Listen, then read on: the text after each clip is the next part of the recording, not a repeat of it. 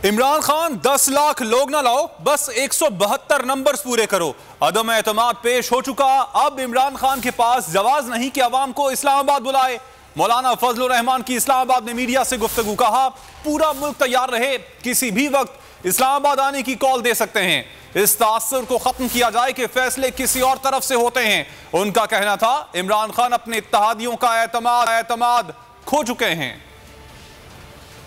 इस अमर की है कि पाकिस्तान के अवाम को ताकतवर बनाया जाए, सियासी फैसले पाकिस्तान के अवाम करें और दुनिया में इस तासुर को ख़त्म कर दिया जाए कि फैसले कहीं और तरफ से होते हैं और अवाम का वोट महज नुमाइशी होता है।